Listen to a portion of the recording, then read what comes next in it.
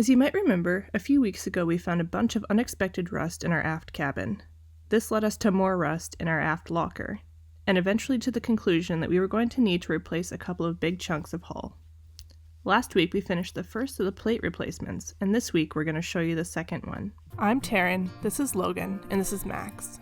Our life rarely goes as planned, and this story is no different. But we are determined to rebuild our beautiful steel boat, even stronger than she was before. And we're bringing you along with us. After drawing out the boundaries for our new plate and grinding back the paint where we needed to cut, it was time to cut out the old hull plate.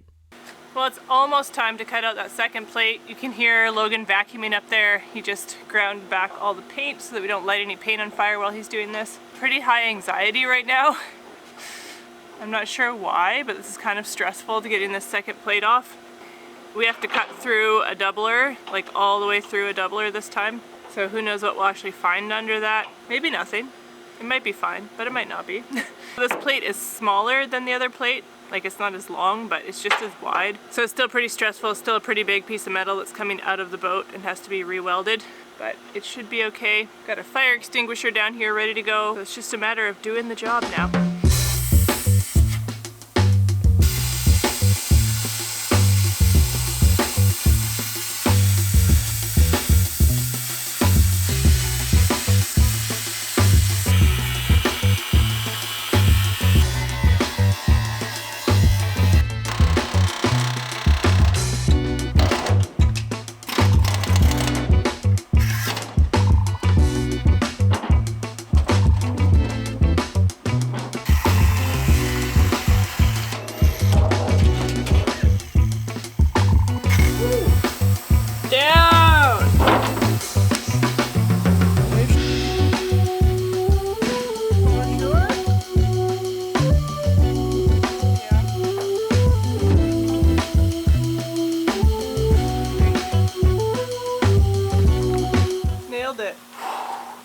That was a little more dramatic, eh? Yeah, a little bit. That thing came flying off of there. Yeah, just plummeted.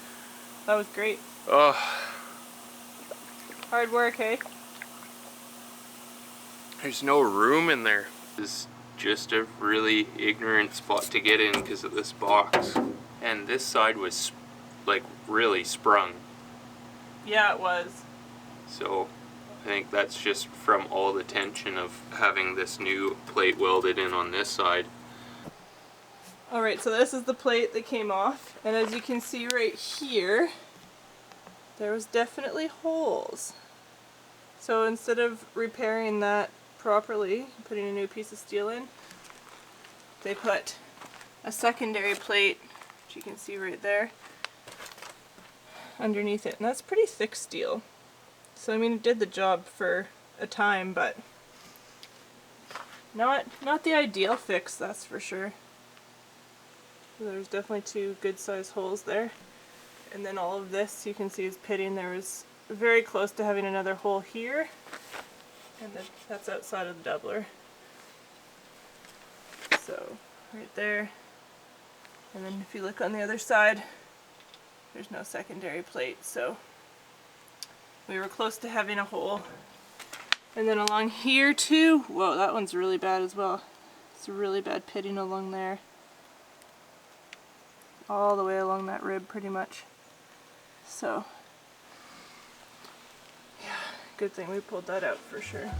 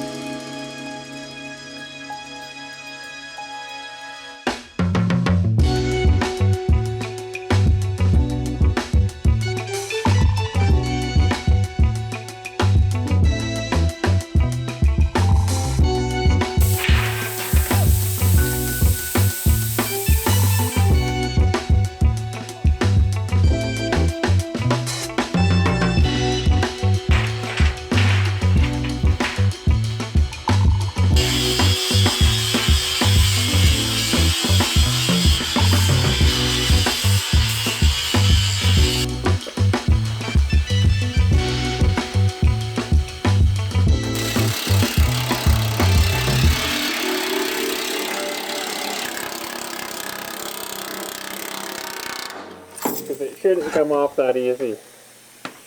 No, it shouldn't? No. No. So it's got to come off. But I mean, we're gonna blast it anyway, aren't we? Yeah, but that's like the difference between, like if you try and blast all that paint off, Yeah. you'd be there for hours. Oh, really? And you waste thousands of dollars. Okay. And our cleanup time is going to be insane.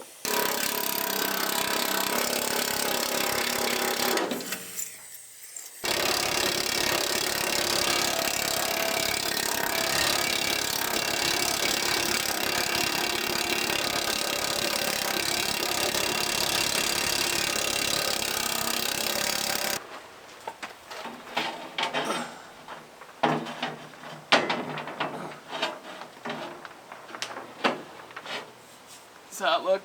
You gotta come in a little bit. Okay, yeah.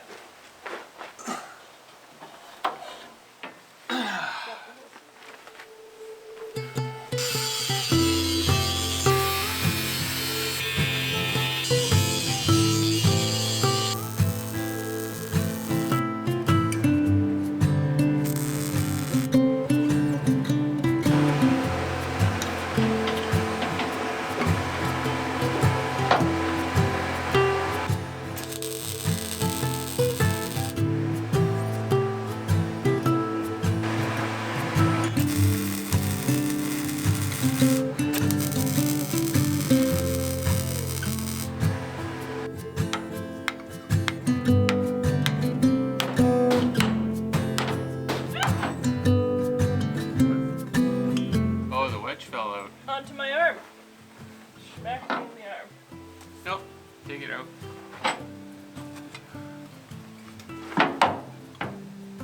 That means we're doing something right.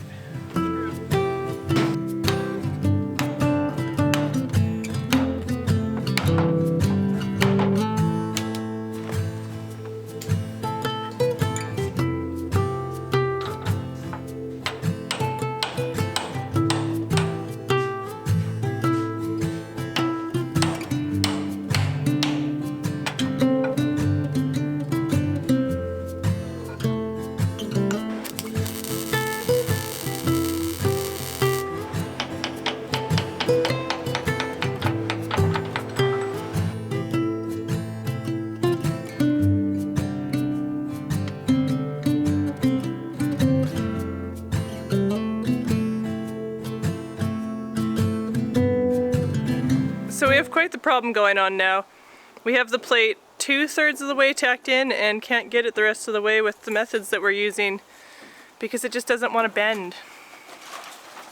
So as you can see there, that corner still needs to be bent up. The rest of it's bent. Well, the rest of it's not bent. The rest of it is pretty much flat. So for whatever reason, we just can't get it to bend the rest of the way. It's even more difficult than the other plate on the other side was. Last time we welded the ribs as we went on the inside with the stick welder, and this time we haven't been doing that, so we're going to try that and see if that makes any difference. But yeah, pretty frustrating. So tacking the ribs did get us a little bit farther, but it definitely didn't get us to where we wanted to be today. Hopefully we can get it finished tomorrow. I'll have to do some more creative problem solving, I guess, because it's really not wanting to bend, but we'll get there. Well, after struggling and struggling and struggling yesterday, sleeping on it, and still not sure about a solution, we've decided to try our hand with just heating the plate. So this is a very common practice when you're trying to bend a piece of metal, is you just add heat in the right places to bend it into place. But the risk with this is that if you put heat into the wrong place, that you can end up having a wrong bend in there and having a warp where you don't want it. So we've been trying to avoid doing that, but it looks like that's just going to be the only option that's really going to work for us without potentially hurting ourselves. So we've got an oxyacetylene torch, which for anybody that doesn't know means that there's two bottles. One has oxygen in it, the other has acetylene in it. So we have a head on here that just mixes the oxygen and the acetylene, and we can't use it for cutting, but it's great for heating. So then we will take the torch and we will heat the steel where we want it to bend, and between the two of us, hopefully we can get it bent up. I used to work for a blacksmith in town, an artistic blacksmith, Red Cut Forge, Dave Kasprick. Great, check him out. He does amazing work. But half of my job when I worked for him was literally just like holding a torch and heating metal and then sometimes hitting it, but usually he was the one who was manipulating it. So luckily we've got quite a bit of experience with doing this, but that's a bit of a different application than trying to do something structural on a steel boat. So, I mean, we're working with good skills, but we'll see what happens. Steel also tends to have a mind of its own when there's heat involved, and it may or may not listen to us when we tell it what we want it to do, so here we go.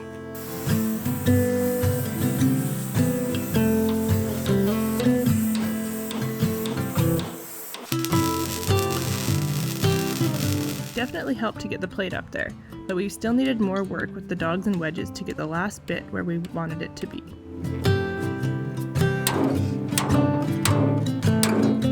So you can see right there, right in the center, that there is light coming in underneath the rib.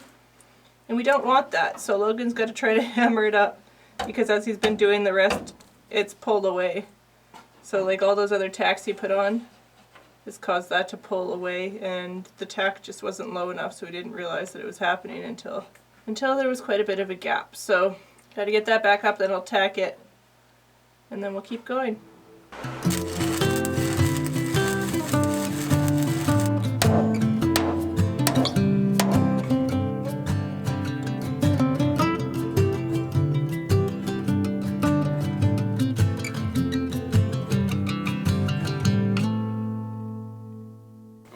Just finished tacking in the second and final plate.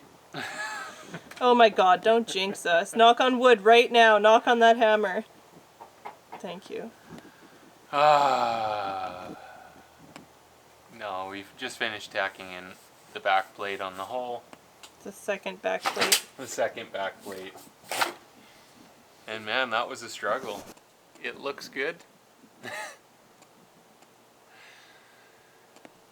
I don't know. Took forever. Took way longer than I thought it would. And then some. We were actually bending the hull, like the old hull plating, with the dogs and the wedge, trying to pull the new plating up to it in several places at the same time while prying with a board and heating it. It just really didn't want to go around the rib and up, because it's a compound curve, and my neck hurts from looking up so much. What are you doing, Max? Hi. Are you just hanging out? Are you bored? Me? Do you want to come up? And then it was time to do all the welding. Like on the first plate, we welded the interior with the stick welder and the exterior with the MIG welder. It's a really hard spot to get into to weld. Yeah. If you put a full stick in the stinger, you can't weld anything on the far side. Really, hey?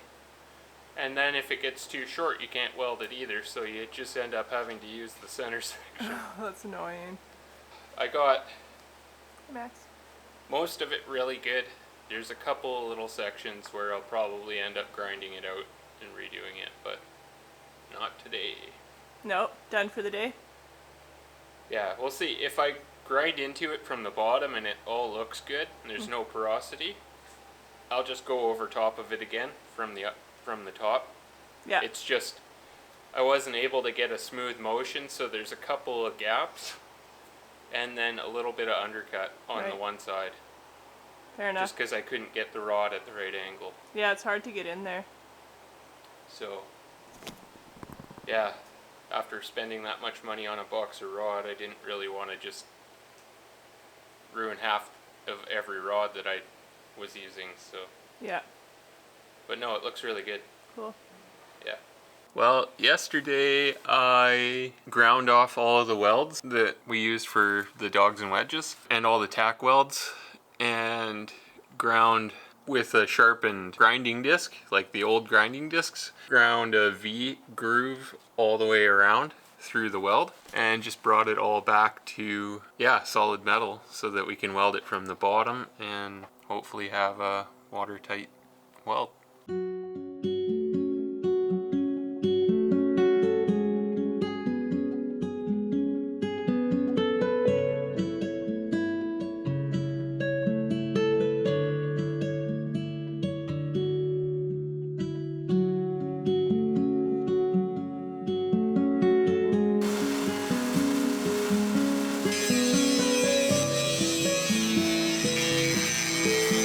well, now that I got all of the grinding done on the outside, basically what I'm going to be doing, there's 2 more welds that we need to do, which is here, just to connect the doubler plate to the new hull plate over top of the old hull plate, if that makes sense. So I had cut the doubler back so that I could weld the new hull plate to the old hull plate, but in this section here it was really thin. Yeah, there's just not a whole lot of material there, so I'm just gonna cap it from the outside and it should be good. You gotta do that on both sides, right?